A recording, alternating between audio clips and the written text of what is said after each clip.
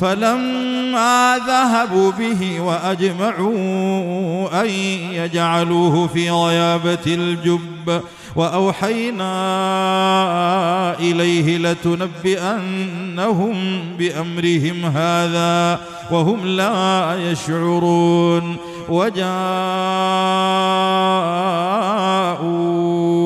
أباهم عشاء يبكون قالوا يا أبانا إنا ذهبنا نستبق وتركنا يوسف عند متاعنا فأكله الذئب وما أنت بمؤمن لنا ولو كنا صادقين.